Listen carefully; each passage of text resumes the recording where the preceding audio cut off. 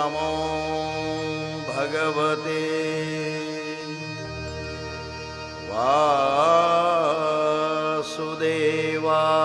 वासुदेवाय। वंशे विभूषितकरान् नवनीरदाभा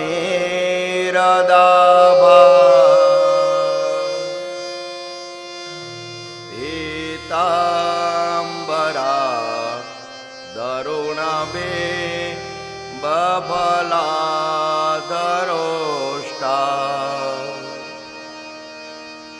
पूर्णेन्दुसुन्दरमुखा दरविन्दनेत्रा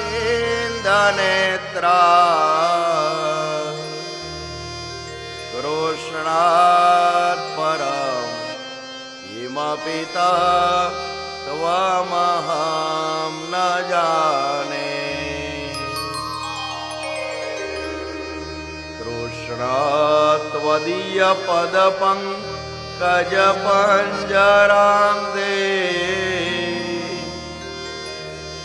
अद्येव मे विशतु मां न सराजहंस।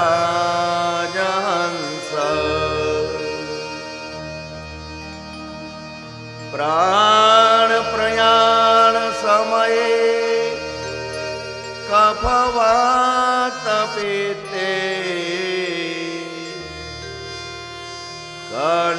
कंठावरो धनविदो स्मरणं कुतस्ते। ॐ वक्रतुण्ड महाकाय सूर्यकोटि समप्रभ निर्विघ्नं कुरु मे देवा सर्वकार्येषु सर्वदा सर्वकार्येषु सर्वदा। सच्चिदानन्दरूपाय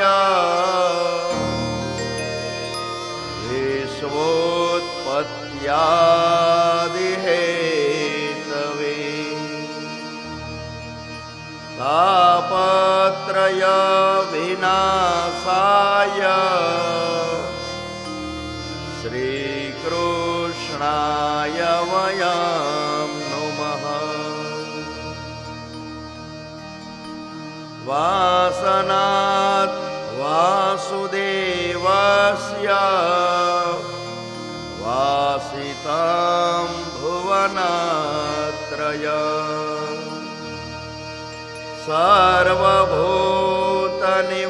सर्वभूतनिवासोऽसि वासुदेव नमोऽस्तुते वासुदेव नमोऽस्तुते।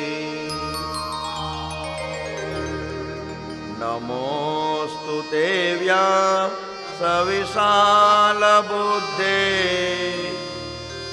उल्लारविन्दा यतपत्रनेत्र येन त्वया रततैलपूर्णा प्रज्वालितोऽग्ना न मया प्रदीप। येन प्रवजन्तमनुपेतमपेतकृत्या द्वैपायनो विरहकातर आजुहाव। पुत्रेति तन्मयतया तरवो विनेन्दो हम सर्वभूतहृदयं मुनिमानतोऽस्मि।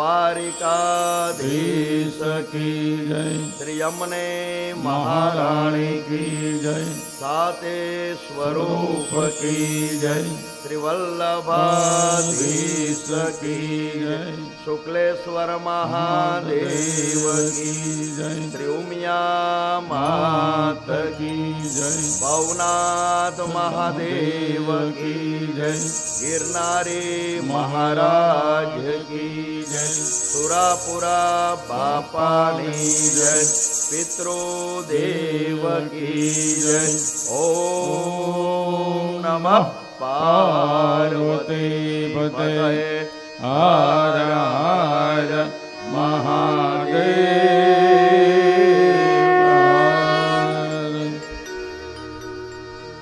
आइए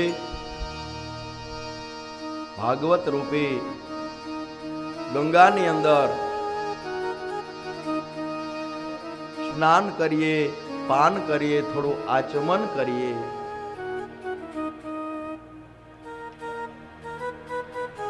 गंगाना किनारे परीक्षित महाराज અનશન વ્રત લઈ અને ભાગવત રૂપી કથા સાંભળે છે.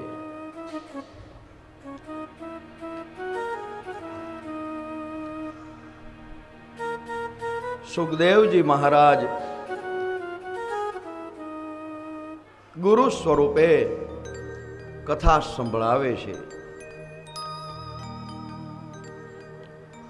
કારણ કે પરીક્ષિતનું મૃત્યુ 7મે દિવસે થવાનું હતું.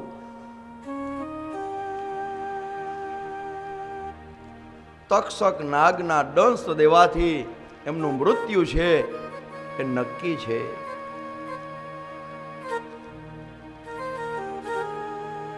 પણ ભાગવતની કથા એવી છે કે જીવનું કલ્યાણ કરનારી કથા હોય ને તો એ આ ભાગવતજીની કથા છે. પિતૃઓને તો સદગતિ મળે જ છે, પણ આપણું આત્માનું કલ્યાણ આ કથા શ્રવણ કરવાથી થાય છે.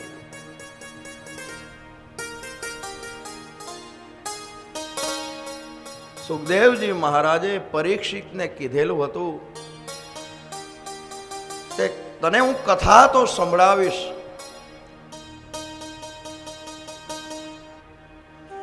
પણ તને એમ થાય કે હું કથા સાંભળીશ એટલે મારું મૃત્યુ નહીં થાય, તો એ વાત ખોટી છે. 7મે દિવસે તારું મૃત્યુ છે એ નક્કી છે, પણ જે મૃત્યુનો તને ભય લાગે છે ને એ આ કથા સાંભળીશ ને એટલે તને મૃત્યુનો ભય લાગશે નહીં. ત્યારે પરીક્ષિત મહારાજ કહે છે કે હે ગુરુદેવ, 7મે દિવસે નહીં, ભલે આજે મારું મૃત્યુ આવે, હવે હું તૈયાર છું, કારણ કે મને મૃત્યુનો ભય લાગતો નથી.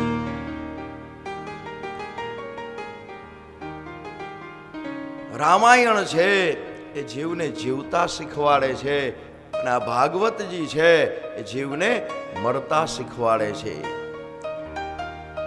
મૃત્યુ તો આવવાનું જ છે, પણ આ કથા તમે સાંભળશો ને એટલે મૃત્યુ છે મહોત્સવ બની જશે, મૃત્યુનો ભય રહેશે નહીં. નામ છે એનો નાશ છે જ, દિવસ ઉગ્યો છે તો રાત પડવાની જ છે.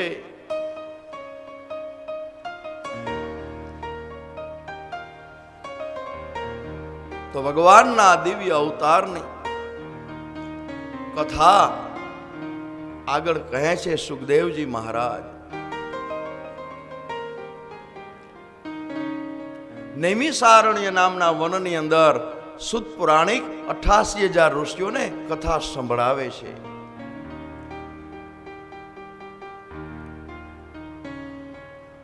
અને ગંગાના કિનારા ઉપર સુખદેવજી મહારાજ છે એ કથા સંભળાવે છે. આ દિવ્ય કથા છે.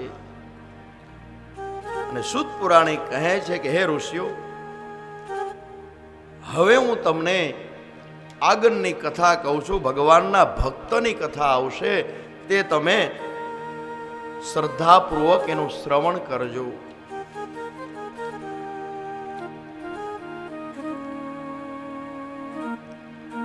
અને આ બાજુ મૈત્રી મહારાજ વિદુરજીને કથા સંભળાવે છે કે હે વિદુરજી, સનકાદિક નારદ આદિ એવા બ્રહ્માજીના પુત્રો હતા, એ બ્રહ્મચારી રહ્યા.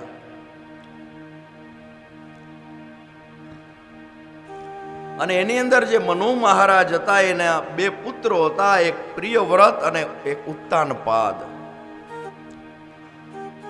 અને પ્રિયવ્રત રાજાના વંશની કથા આપણે 5મા સ્કંદની અંદર જોશું. ચતુર્થ સ્કંદની અંદર ઉત્તાનપાદ નામના રાજાની કથા આવે છે.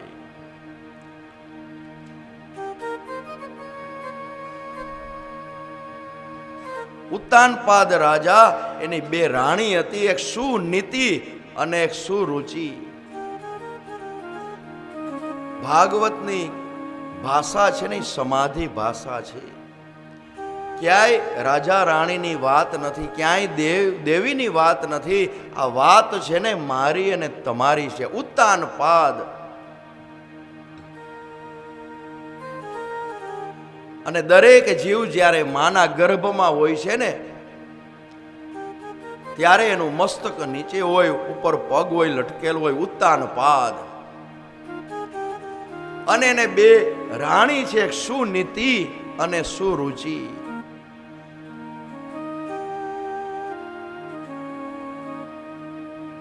સુરુચિ છે એ માનીતી રાણી છે, અને સુનીતિ છે એ અણમાનીતી રાણી છે. આ જીવની કથા છે કે આ જીવને સારી સારી વસ્તુ ગમે છે, અને નીતિની વાત આવે ત્યારે ગમતું નથી. ઉત્તાનપાદ એટલે કે આ જીવ સારું સારું ભોજન કરવું, સારા સારા આભૂષણો વસ્ત્રો ધારણ કરવા, સારી સારી વસ્તુ છે ને એ આ જીવને ગમે છે. અને ધર્મની વાત છે, નીતિની વાત છે, સત્યની વાત છે, એ આ જીવને ગમતી નથી. અને બંને રાણીને એક એક સંતાન છે. સુરુચિને ઉત્તમ નામનો પુત્ર છે, અને સુનીતિને ધ્રુવ નામનો પુત્ર છે. અને એક સમયે એવું બન્યું કે ઉત્તાનપાદને સુરુચિ રાણી વધારે ગમે છે, એ માનીતી રાણી છે, અને સુનીતિ છે ને અણમાનીતી રાણી છે. અને આ ઉત્તાનપાદ સુનીતિને પોતાની પાસે રાખતા નથી, એને અલગ એક ઝૂંપડી કરી અને ત્યાં રાખે છે.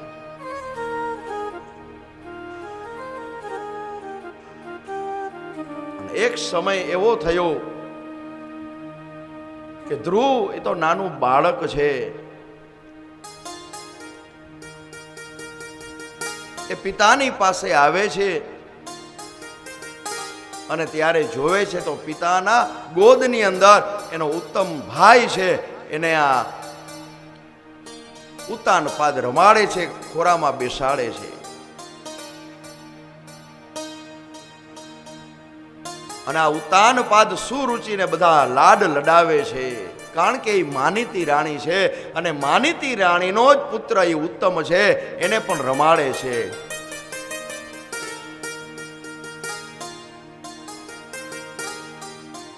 અને ધ્રુવને એમ મનોમન થયું કે અમારા પિતાશ્રી દરરોજ તો આ ઉત્તમને રમાડે છે, તો હું એનો દીકરો છું ને, મારે પણ એની ગોદમાં બેસવું છે.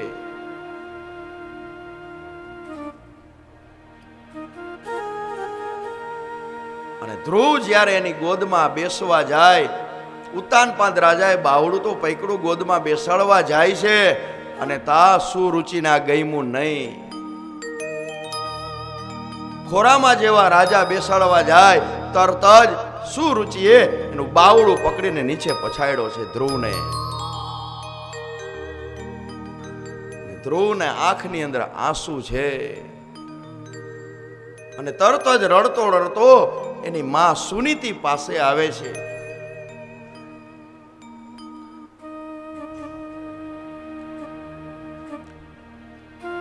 અને સુરુચિ કહે છે કે તારે જો તારા પિતાની ગોદમાં બેસવું હોય ને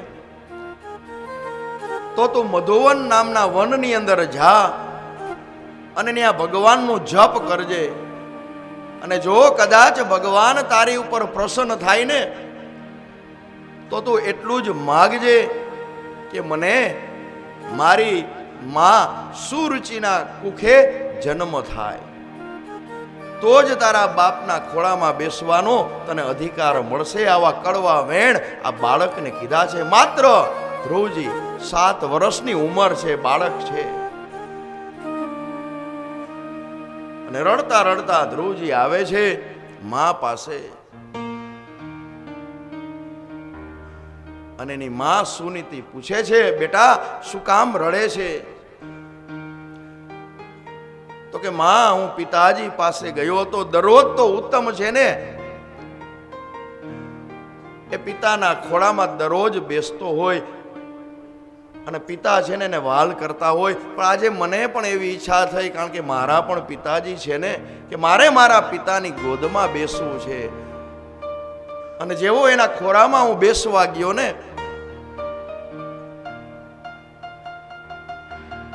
એટલે અપર માએ બાવડું પકડી નીચે પછાડ્યો છે. માં, તું કે હું એનું સંતાન નથી? અને મને પાછું એમ કીધું કે તારે જો તારા પિતાની ગોદમાં બેસવું હોય તો તું મધુવન નામના વનમાં જા અને ભગવાનનો જપ કરજે. અને ભગવાન કદાચ જો તારી ઉપર પ્રસન્ન થાય ને તો એટલું માગજે કે મારા કુખેથી જન્મ મળે, અને તો જ તને તારા પિતાજીની ગોદમાં બેસવાનો અધિકાર છે. અને આ બાજુ સુનીતિ કાંઈ બોલી નથી. એટલું જ એને કીધું, બેટા તને જે કીધું એ સારા માટે કીધું છે ને, કારણ કે સુરુચિ છે ને એ તારા પિતાની માનીતી રાણી છે. મારી સાથે તો એને લગ્ન જ કર્યા છે, હું તો એને ગમતી નથી.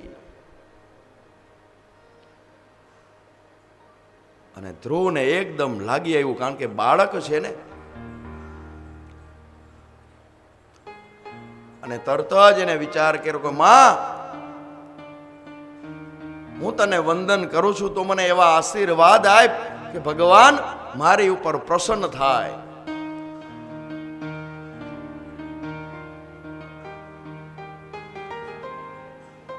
અને ધ્રુવજી મધુવનની અંદર જપ કરવા માટે તૈયાર થયા. માને થોડી વાર તો એમ થયું કે આ તો નાનું બાળક, માત્ર 7 વર્ષના ધ્રુવજી છે, અને આ અત્યારે આ મધુવનની અંદર જંગલની અંદર જપ કરવા જાય, ભગવાનનું તપ કરવા જાય છે. વળી પાછું સુનીતિ છે ને વિચાર કર્યો, કાંઈ વાંધો નહીં, ભગવાનનું નામ તો લે છે ને.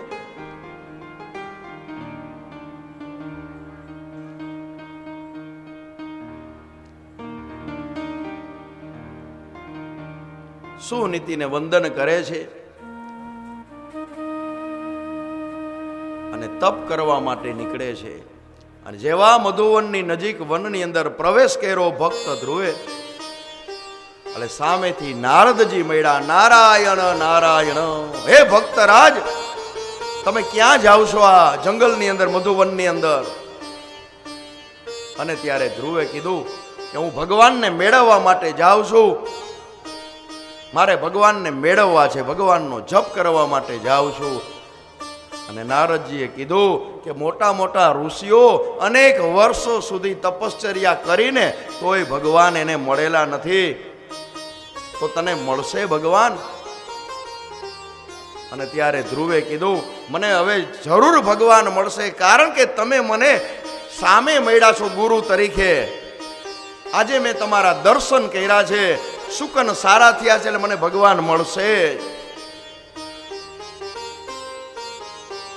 અને નારદજીએ 12 મંત્રનો એને જપ આપ્યો છે, મંત્ર આપ્યો છે કે ઓમ નમો ભગવતે વાસુદેવાય. બેટા, આનો તું જપ કરીશ ને એટલે ભગવાન તારી ઉપર પ્રસન્ન થશે, ભગવાન તને જરૂર મળશે. જા, મારા તને આશીર્વાદ છે.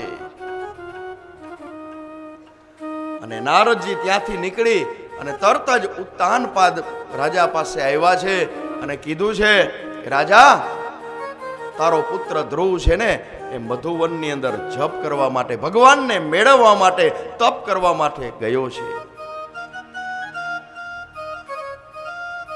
અને આ બાજુ ભક્ત ધ્રુવ છે એ મધુવનની અંદર આવે છે અને જપની શરૂઆત કરી. હવે આપણે પણ થોડી વાર માટે આ લોઢિયાવાડીમાં નથી બેઠા, મધુવનમાં જ બેઠા છીએ. આપણે ભગવાનના એ બોલાવા જ છે. હવે જોઈએ જુનાગઢ વાસીમાં કેટલી, શુકલ પરિવારમાં કેટલી તાકાત છે. થોડી વાર માટે બધાએ આપણે મધુવનમાં જ છે, આપણે પણ ભગવાનને બોલાવાના છે.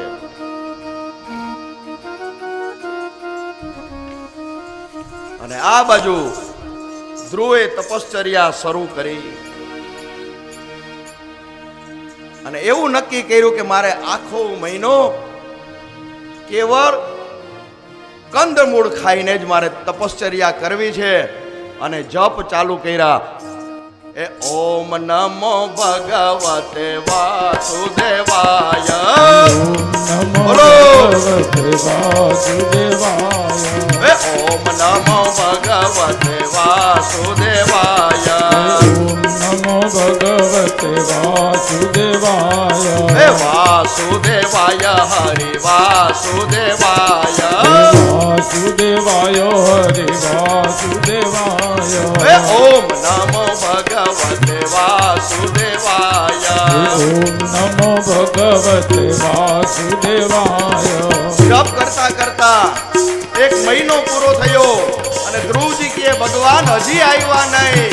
અને મનોમનને એમ થયું કે હું આ બે પગે જપ કરું છું ને એટલે ભગવાન આવતા નથી. અને એક પગે ઊભા રહી અને બીજો મહિનો શરૂ થયો અને પાછા જપ ચાલુ કર્યા. ઓમ નમો ભગવતે વાસુદેવાય, ઓમ નમો ભગવતે વાસુદેવાય, ઓમ નમો ભગવતે વાસુદેવાય, ઓમ નમો ભગવતે વાસુદેવાય, વાસુદેવાય હરિ વાસુદેવાય, વાસુદેવાય હરિ વાસુદેવાય, ઓમ નમો ભગવતે વાસુદેવાય. ઓમ નમો ભગવતે વાસુદેવાય. બીજો મહિનો પૂરો થયો. ધ્રુવજી કહે છે કે ભગવાન હજી આવ્યા નહીં. અને ત્રીજો મહિનો શરૂ કર્યો. કેવળ છઠ્ઠા દિવસે ખાલી પાંદડાનો આહાર કરે છે કે મારે હવે ફલાહાર પણ કરવું નથી. એ ઓમ નમો ભગવતે વાસુદેવાય, ઓમ નમો ભગવતે વાસુદેવાય, એ વાસુદેવાય હરિ વાસુદેવાય, વાસુદેવાય હરિ વાસુદેવાય, એ ઓમ નમો ભગવતે વાસુદેવાય, ઓમ નમો ભગવતે વાસુદેવાય, એ ઓમ નમો ભગવતે વાસુદેવાય. ઓમ નમો ભગવતે વાસુદેવાય. ત્રીજો મહિનો પૂરો થયો. ભગવાન હજી આવ્યા નહીં. અને ધ્રુવજીએ વિચાર કર્યો કે હવે હું આજે શ્વાસ લઉં છું ને એટલે ભગવાન નથી આવતા. કેવળ દર 12મે દિવસે ખાલી વાયુનું જ ભક્ષણ કરે છે. ઓમ નમો ભગવતે વાસુદેવાય, ઓમ નમો ભગવતે વાસુદેવાય, એ ઓમ નમો ભગવતે વાસુદેવાય, ઓમ નમો ભગવતે વાસુદેવાય, એ વાસુદેવાય હરિ વાસુદેવાય, વાસુદેવાય હરિ વાસુદેવાય, એ ઓમ નમો ભગવતે વાસુદેવાય, ઓમ નમો ભગવતે વાસુદેવાય, એ ઓમ નમો ભગવતે વાસુદેવાય. ઓમ નમો ભગવતે વાસુદેવાય. ગુરુજી કહે છે હજી ભગવાન આવ્યા નહીં. કહે છે કે વાયુનું ભક્ષણ કરું છું ને એટલે ભગવાન પ્રસન્ન થતા નથી. અને શ્વાસ લેવાનું પણ બંધ કરી દીધું. ઓમ નમો ભગવતે વાસુદેવાય, ઓમ નમો ભગવતે વાસુદેવાય. ભગવતે વાસુદેવાય નમો ભગવતે વાસુદેવાય હે વાસુદેવાય હરિ વાસુદેવાય વાસુદેવાય હરિ વાસુદેવાય એવા ધ્રુવે શ્વાસ બંધ કર્યા અને દેવતાઓના શ્વાસ રૂંધાણા છે. ઇન્દ્ર દેવતાઓ બધા ત્રાહિમામ થઈ ગયા છે. સમુદ્રો છે એ ખળભળવા લાગ્યા. ઓમ નમો ભગવતે વાસુદેવાય નમો ભગવતે વાસુદેવાય હે વાસુદેવાય હરિ વાસુદેવાય વાસુદેવાય હરિ વાસુદેવાય હે ઓમ નમો ભગવતે વાસુદેવાય નમો ભગવતે વાસુદેવાય દરેક દેવતાઓ ભગવાન પાસે ગયા વૈકુંઠમાં કે હે ભગવાન કોઈ એવો ભક્ત છે એને ઇન્દ્રાસન જોઈએ છે એટલે એ કઠિન એવું તપ કરે છે. અમારા શ્વાસ હવે રૂંધાય છે અને ભગવાને કીધું તમે કાંઈ ચિંતા કરોમાં એને તમારું ઇન્દ્રાસન નથી જોતું એને તો મને જોઈએ છે. મારો એ ભક્ત છે. ઓમ નમો ભગવતે વાસુદેવાય ઓમ નમો ભગવતે વાસુદેવાય હે ઓમ નમો ભગવતે વાસુદેવાય નમો ભગવતે વાસુદેવાય હે વાસુદેવાય હરિ વાસુદેવાય વાસુદેવાય હરિ વાસુદેવાય ઓમ નમો ભગવતે વાસુદેવાય ઓમ નમો ભગવતે વાસુદેવાય ઓમ નમો ભગવતે વાસુદેવાય ઓમ નમો ભગવતે વાસુદેવાય તરત જ ભગવાન વૈકુંઠમાંથી આવ્યા છે. ધ્રુવના હૃદયમાં ભગવાન બિરાજમાન થયા છે અને ધ્રુવે હૃદયની અંદર પરમાત્માના દર્શન કર્યા. ઓમ નમો ભગવતે વાસુદેવાય ઓમ નમો ભગવતે વાસુદેવાય વાસુદેવાય હરિ વાસુદેવાય વાસુદેવાય હરિ વાસુદેવાય ઓમ નમો ભગવતે વાસુદેવાય ઓમ નમો ભગવતે વાસુદેવાય ઓમ નમો ભગવતે વાસુદેવાય ઓમ નમો ભગવતે વાસુદેવાય ઓમ નમો ભગવતે વાસુદેવાય ઓમ નમો ભગવતે વાસુદેવાય. પરમાત્માએ જે હૃદયની અંદર દર્શન આપ્યા એ સ્વરૂપ અંતર ધ્યાન થયું અને હૃદયમાં પરમાત્માને જોયા નહીં એટલે ધ્રુવની આંખ ખુલી ગઈ અને આંખ ખુલી તો સામે ભગવાન બિરાજમાન હતા. શંખ ચક્ર ગદા પદ્મ પીળું પિતાંબર વનમાળા પહેરેલી છે. ભગવાનનું દિવ્ય સ્વરૂપ જોઈ અને ધ્રુવના હૃદયની અંદર ખૂબ આનંદ થયો છે કે આજે મારી ભક્તિ છે ને એ સફળ થઈ. બે હાથ જોડી અને ધ્રુવ મહારાજ કારણ કે બાળક છે નાનું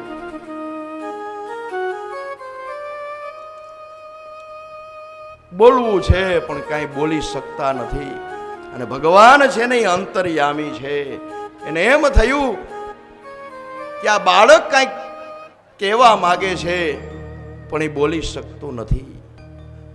તરત જ પરમાત્માએ પોતાના હાથની અંદર શંખ હતો ને એ ધ્રુવના લલાટની અંદર કપાળની અંદર મૂક્યો છે અને તરત જ ધ્રુવ મહારાજ ભગવાનના ચરણમાં પડી દંડવત નમસ્કાર કરી અને સ્તુતિ કરે છે. યોંત પ્રવિશ્ય મમ વાચમિમાં પ્રસુપ્તામ સંજીવયત્નખિલ શક્તિધર સ્વધામ્ના અન્યાસ્તહસ્તચરણ શ્રવણત્વગાદીન પ્રાણન્નમો ભગવતે પુરુષાય તુભ્યં. હે નારાયણ આપ જ મારી અંદર પ્રવેશી અને મારી સૂતેલી વાણીને તમે જાગૃત કરો છો. આપની કૃપાથી જ હું બોલી શકું છું હે પ્રભુ. અને આપની કૃપા ન હોય તો મારાથી કાંઈ બોલાય નહીં. મારી તમામ ઇન્દ્રિયો છે ને એ આપને કારણે જ એ બધી કામ કરે છે. ભગવાનની ખૂબ પ્રાર્થના કરી અને ત્યારે પરમાત્માએ કીધું જાઓ ભક્તરાજ તમારું કલ્યાણ થશે. કારણ કે આ તમે કઠિન એવું દુર્લભ એવું તમે તપ કર્યું છે. હું તમને એવું પદ આપું છું હે ધ્રુવ તમને સત્તા મળશે ગાદી મળશે. તમારા પિતા તમને રાજગાદી આપી વનમાં જશે અને તમે 36,000 વર્ષ સુધી રાજ્ય કરશો.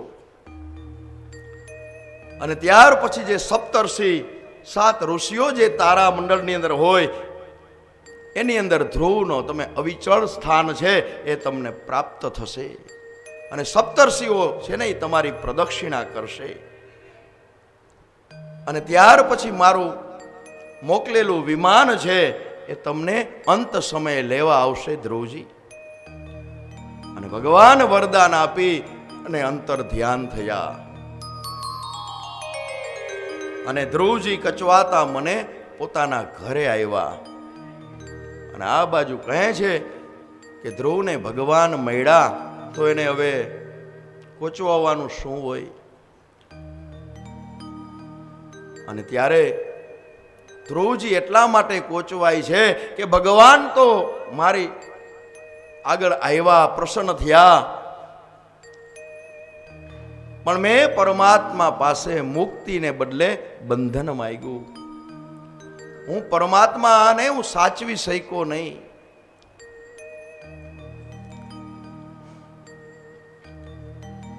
અને આ બાજુ ધ્રુવજી ઘરે આવ્યા છે. અને ધ્રુવે સૌ પ્રથમ અપરમાને વંદન કર્યા છે. અને વંદન કરીને કહે છે, ભક્તરાજ બોલે છે કે માં, તમારે કારણે તો મને આજે પ્રભુ મળ્યા છે. અને ઉત્તાન પાદે પિતાએ ધામે ધૂમે સામૈયા કર્યા છે. સૌથી પહેલા વંદન છે ને અપરમાને કર્યા. ત્યાર પછી સુનીતિને વંદન કરે છે. અને આ બાજુ ધ્રુવજીને સર્વ રીતે લોકપ્રિય જોઈ, યોગ્ય જોઈ અને પિતાએ રાજગાદી આપી. કહે ધ્રુવ, હવે તમે આ રાજગાદી સંભાળો. અને હવે આ ઉત્તાન પાદે સુરુચિનો ત્યાગ કર્યો છે અને સુનીતિને અપનાવી છે. અને વનમાં જઈ અને ભગવાનનું જપ કરવા માટે, તપ કરવા માટે, ભજન કરવા માટે નીકળી ગયા. ત્યાર પછી ધ્રુવજીનું લગ્ન શિશુકુમાર પ્રજાપતિની ભ્રમી નામની કન્યા સાથે થયું. અને એમને ત્યાં કલ્પ અને વત્સર નામના 2 પુત્રો થયા. ત્યાર પછી ધ્રુવજીનું બીજું લગ્ન વાયુપુત્રી ઈલા સાથે થયું. અને એનાથી ઉત્કલ નામનો પુત્ર થયો. ધ્રુવજીનો ભાઈ ઉત્તમ લગ્ન પહેલા મૃગ્યા કરવા માટે વનમાં ગયો હતો અને ત્યાં યક્ષો દ્વારા એનો નાશ થયો.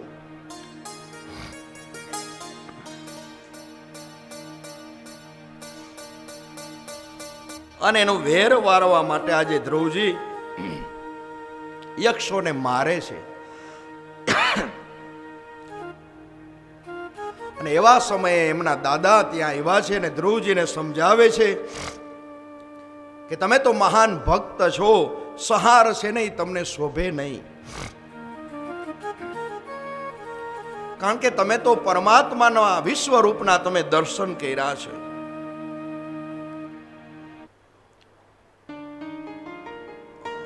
અને ધ્રુવ કહે છે કે મારા ભાઈને આ યક્ષોએ મારી નાખ્યો છે. ત્યારે કહે છે કે કોઈ કોઈને મારતું નથી અને કોઈ કોઈને જીવાડતું નથી. આ તો નિમિત્ત હોય.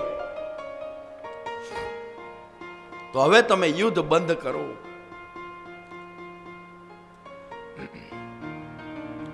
અને ત્યાર પછી ધ્રુવે 36,000 વર્ષો સુધી ઉત્તમ રાજ્ય કર્યું.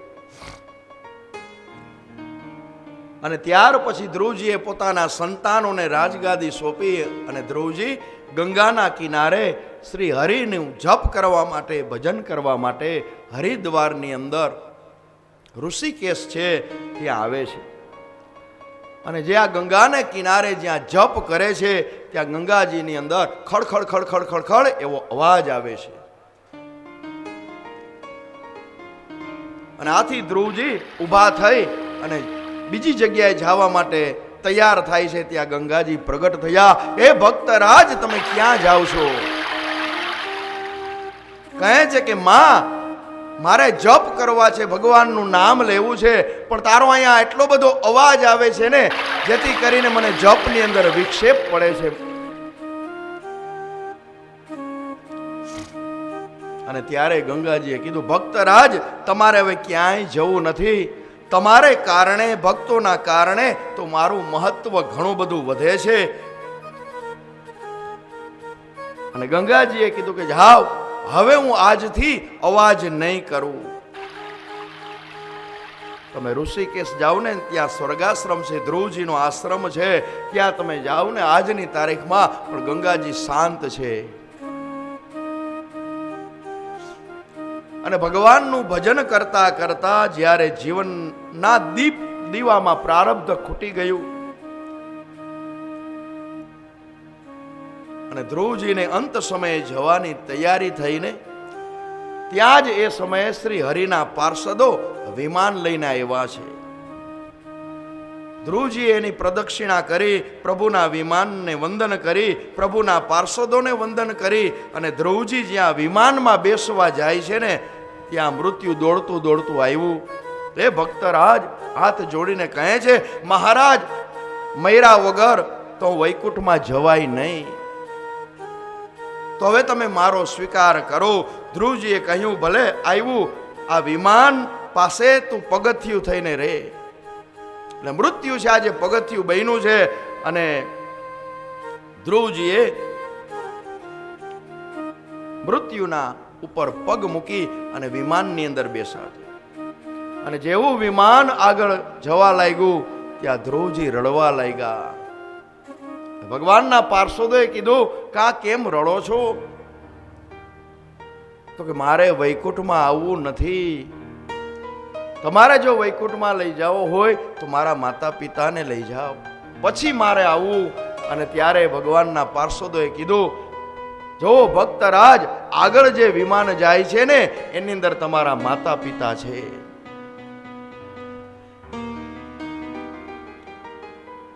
આવી દિવ્ય કથા છે એ ભાગવતજીની અંદર બતાવેલી છે. આજની કથા આવશે પ્રહલાદની. એ પણ બાળક જ છે અને ભગવાનને એને પ્રાપ્ત કર્યા.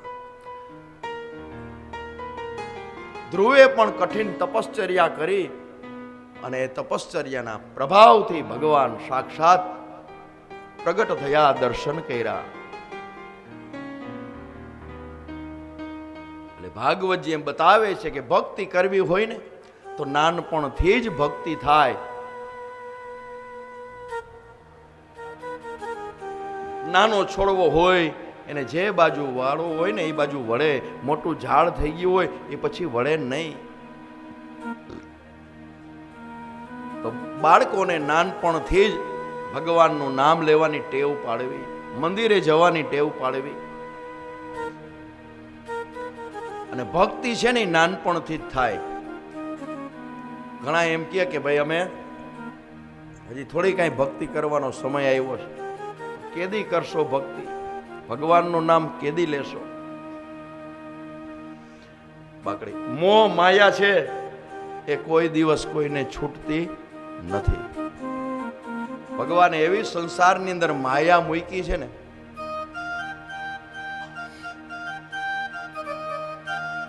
અને એક સમયે વૈકુંઠ લોકની અંદર નારદજી ભગવાનને પૂછે છે કે હમણાં વૈકુંઠ લોકમાં કોઈ આવતું કેમ નથી? એટલે ભગવાન કહે, પુણ્ય કર્યું હોય વૈકુંઠ લોકમાં આવે ને. તો કે હમણાં તો કોઈ આવતું જ નથી. નારદજી કહે, આ વૈકુંઠ લોક આખો ખાલી છે. એટલે ભગવાન કહે, સારું કામ કર્યું હોય, પુણ્યનું કામ કર્યું હોય, એ જ જીવ વૈકુંઠ લોકમાં આવે. અને ભગવાન ને નારદજી કીધું કે હું તમે કહેતા હોય તો વૈકુંઠ લોકમાં લઈ આવું કોઈને? ભગવાન કે જાઓ લઈ આવો, પણ સંસારના એવા મનુષ્યો છે, એટલી માયાની અંદર ફસાણા છે, એને મરવું ગમતું નથી. અને નારદજી પૃથ્વી લોકની અંદર આવ્યા, બ્રાહ્મણનો વેશ લીધો છે, અને જેવા આવ્યા આગળ વધે છે ત્યાં સામેથી એક ડોશીમાં 90 વર્ષના હાથમાં લાકડીનો ટેકો હતો, ધીમે ધીમે આવે છે. એમાં ડોશીને ઠેસ વાગી, ડોશી પડ્યા એટલે એને મોઢામાંથી બોલાઈ ગયો, ભગવાન લેતોય નથી કે. અને નારદજી સાંભળી ગયા, તરત જ ગયા, હો જય શ્રી કૃષ્ણ, જય શ્રી કૃષ્ણ, બોલો બોલો, આ જુઓ ને, આ 90 વર્ષની ઉંમરે મારે આ કામ કરવું પડે. હવે ભગવાન લઈ લે તો સારું. નારદજી કે મારું નામ છે નારદ, મને ભગવાને મોકલો છે, હાલો તમને અત્યારે જ લઈ જાઓ વૈકુંઠ લોકમાં. તા માજી ઢીલા પડ્યા. ના ના ના ના, હજી મારે એક દીકરો બાકી છે પૈણાવાનો, અને બીજા દીકરાને વહુને હજી છોકરા નાના છે. ઘોડિયાની દોરી કોણ તાણશે? કાંઈ વાંધો નહીં, નારદજી કહે પછી તમારી ઈચ્છા થાય તે કહેજો ને. વળી ગામની અંદર પ્રવેશ કર્યો. મોટી દુકાન હતી અને શેઠ બેઠા હતા. અને નારદજીએ કીધું જય શ્રી કૃષ્ણ. તો કે જય શ્રી કૃષ્ણ, મજામાં? તો કે આવો મજામાં. એ કે બસ ભગવાને હવે બધી અમારી ઈચ્છા પૂરી કરી દીધી. જે જોતું તો ભગવાને બધું એમ અમને આપ્યું છે. હવે આપણે ચિંતા નથી, કદાચ વયા જાય ને તોય, મોત આવે તોય ચિંતા નથી, અત્યારે આવે તો અત્યારે લઈ જાય. તો નારદજી કે હું તમને લેવા જ આવ્યો, ચાલો. શેઠ કે હમણાં નહીં હો, થોડોક ટાઈમ ચાલુ, હમણાં નહીં, હમણાં દુકાનમાં માલય જાજો ભર્યો છે, આ છોકરાને હજી વેપાર કરતા આવડે નહીં, હજી વરદી તો અમારે રહેવું છે. એ કે કાંઈ વાંધો નહીં. પાછું 1 વર્ષ થયું અને નારદજી એ જ જગ્યા ઉપર આવ્યા તો થડા ઉપર જોયું તો શેઠ દેખાતા નથી. અને આંખ બંધ કરી કે આ શેઠ ક્યાં ગયા, નારદજી જોવે છે. તો હું બહેના ખબર, બિલાડો, મીંદડી. અને વળી શેઠને કહે છે મીંદડીના રૂપમાં કે હવે આવવું છે, હું લેવા આવ્યો છું, 1 વર્ષ પહેલા આવ્યો હતો ને, હમણાં નથી આવવું, અહીંયા ઉંદેડા બહુ છે એટલે મારે રહેવું પડે હો, હમણાં નહીં, નકર આ બધું નુકસાની જાય છોકરાને. કાંઈ વાંધો નહીં, ભલે રહ્યો. વળી થોડોક સમય થયો, વળી નારદજી આવ્યા, જોવે છે તો ક્યાંય બિલાડી દેખાતી નથી. વળી આંખ બંધ કરીને જોવે છે તો કૂતરું થયા.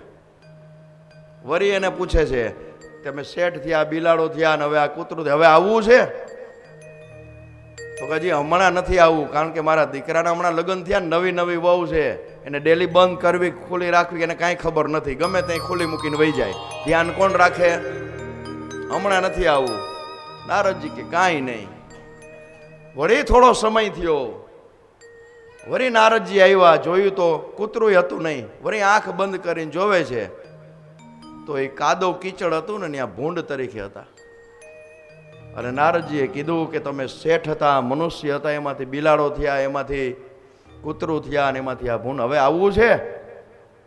એટલે ભૂંડ યોનીમાં એને કીધું કે આવું ત્યાં મળશે મને એમ, તો મારે આવવું છે.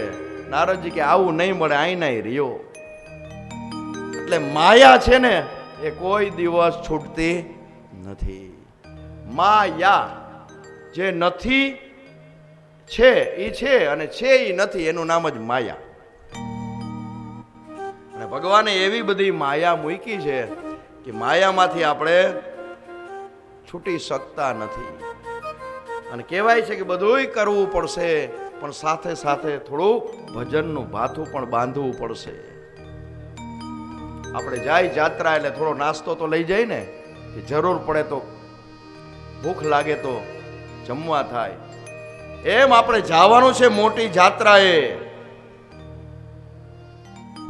આજ નહીં તો કાલ, કાલ નહીં તો પરમ દિવસે જાવું તો પડશે જ, પણ સાથે ભક્તિનું ભાથું બાંધીને જવાનું.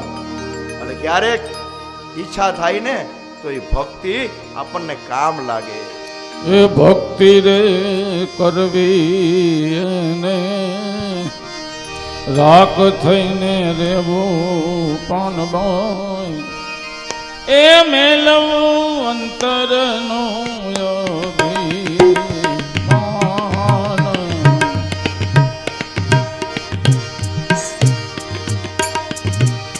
સતગુરુના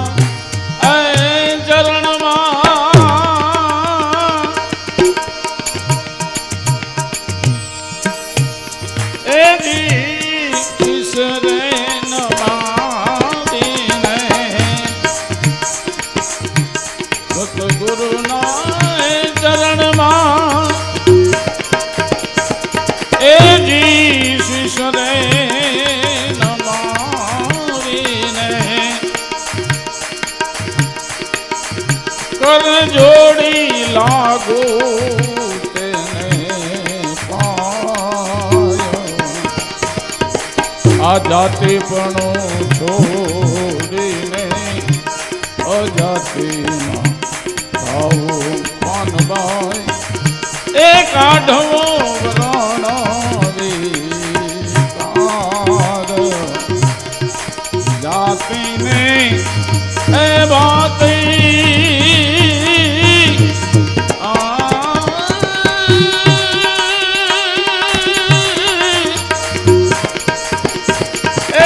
नहीं हरि के राधेश माने एवी रीते देवो निरवान पार करे अवगुण कोई नारे जुड़े नहीं ने ने कहिए हरि ना दास आजाने तृष्णा एक नहीं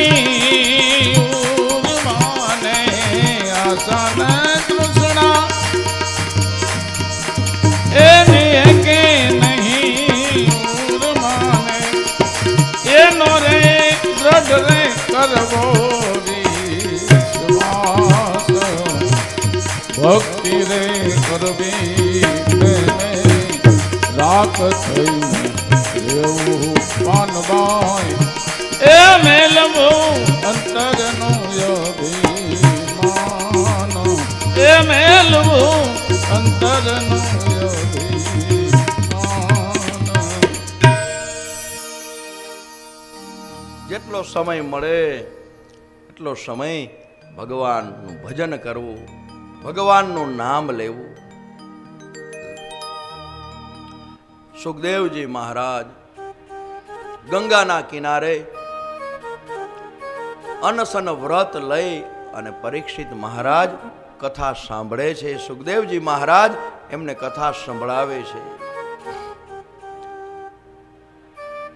જંબુદ્વીપના રાજા પ્રિયવ્રતના પુત્ર આગ્નિદ્ય થયા અને આગ્નિદ્યના પૂર્વચિતિ નામની અપસરાથી નાભી નામનો પુત્ર થયો અને નાભીનું મેરુની પુત્રી મેરુદેવી સાથે લગ્ન થયા. એણે યજ્ઞ દ્વારા ઈશ્વરનું યજન કર્યું અને સ્વયં ભગવાન નાભીને ત્યાં પુત્ર બનીને આવ્યા. અને બોલીએ શ્રી વૃષભદેવજી ભગવાન કી જય. અને આ વૃષભદેવ નિવૃત્તિનો માર્ગ બતાવે છે જીવને, જ્ઞાનનો માર્ગ બતાવે છે જીવને. અને એક સમય એવો હતો કે ઇન્દ્રએ એમના રાજ્યમાં વરસાદ વરસાવ્યો નહીં.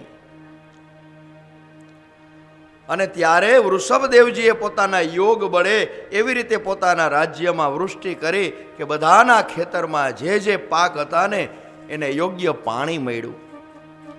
ન વધારે પાણી, ન ઓછું પાણી, એમ 16 આની વરસ પાક્યું છે. અને આવી વ્યવસ્થા છે ને એ વૃષભદેવજીએ કરી છે.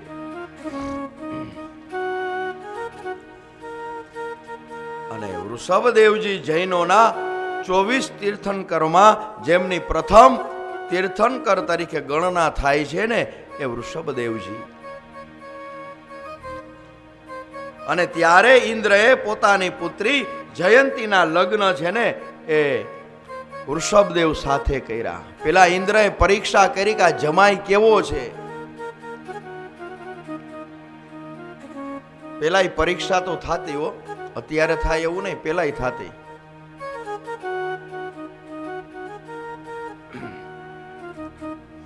અને દીકરી દેતા પહેલા વરસાદ ન વરસાવી મૂર્તિયાની પરીક્ષા કરી છે. અને ત્યારે વૃષભદેવે પોતાના યોગ બળે વરસાદ વરસાવી અને પ્રજાને જીવતદાન આપ્યું છે. અને ત્યારે ઇન્દ્રએ કીધું કે આ મૂર્તિઓ છે ને એ યોગ્ય છે. અને વૃષભદેવજીને 100 પુત્ર થયા. અને વૃષભદેવ ભગવાન પણ ગૃહસ્થાશ્રમનો સ્વીકાર કરે છે. અને ભગવાન વૃષભદેવજી એમ બતાવ્યું છે કે પરમહંસની ભૂમિકા સુધી પહોંચવા માટે બ્રહ્મચર્ય છે ને એ આવશ્યક છે એવું નથી. જેટલા જેટલા સંસારીઓ હતા ને એને જ ભગવાન મળ્યા છે.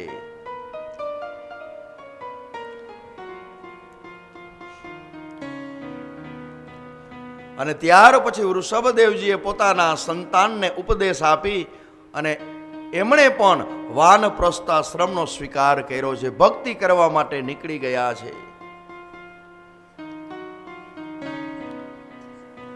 કારણ કે હવે એને એવો વિચાર કર્યો કે મારે કોઈનો સંગ કરવો નથી, અને હું જો સંગ કરું તો આ સંસારીઓનું સંગ કરું તો મને મોહ થાય ને.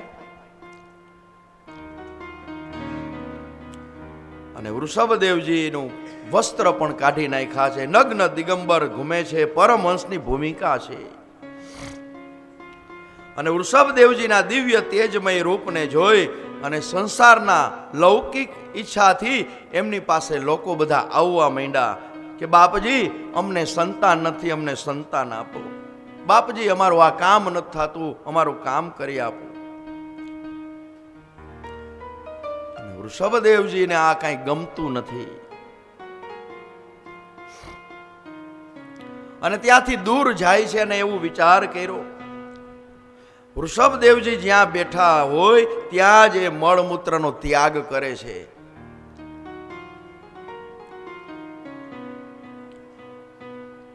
એટલે લોકો જોવે છે પણ એની પાસે કોઈ જાતું નથી કે આની પાસે ન જવાય, આ તો વાસ આવે છે મળમૂત્રની અને એની અંદર આ પડ્યા રહે છે. પણ વૃષભદેવજીને તો એ જ જોતું હતું.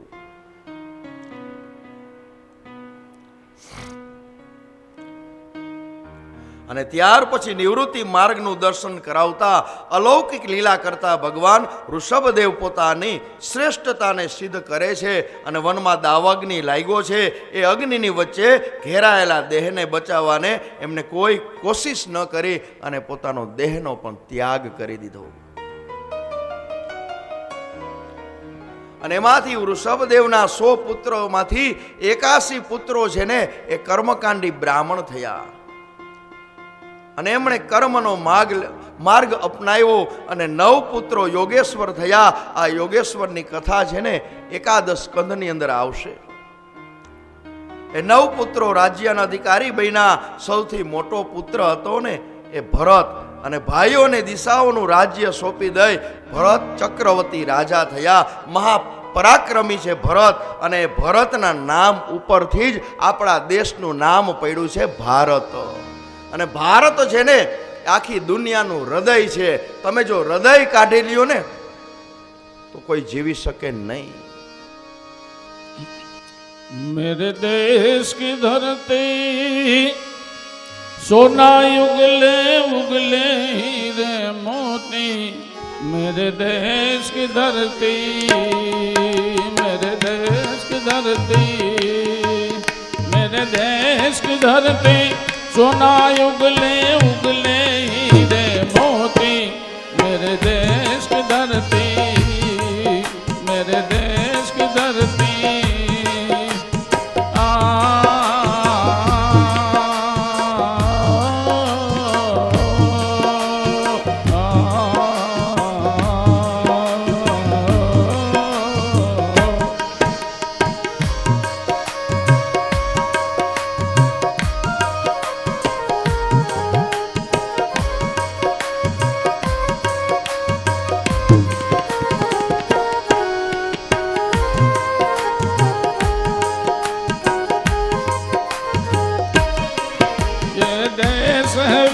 जवानों का अलबेलों का मस्तानों का इस देश का यारो, इस देश का यारो क्या कहना, ये देश है दुनिया का कहना.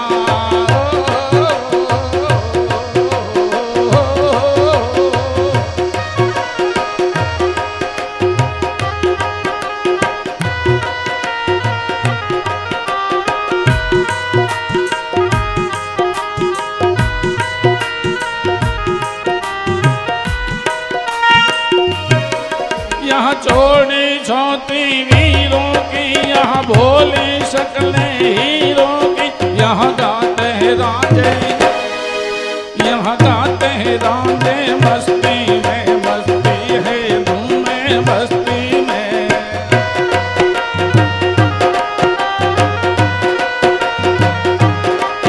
मेरे देश की धरती सोना उगले उगले हीरे मोती।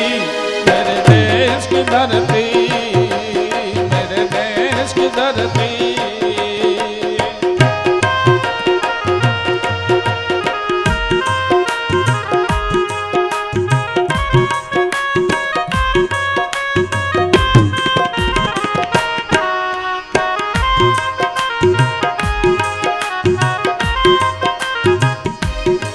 पेड़ों पे कतारे झूलों की, राहों में कतारे फूलों की।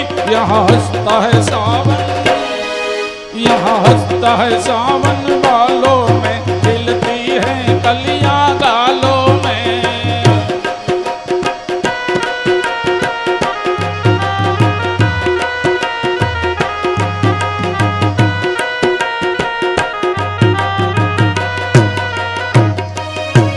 दिल भर के लिए दिलदार हैं हम, दुश्मन के लिए तलवार हैं हम। मैदान अगर हम कर जाए, मुश्किल है कि अमल जाए।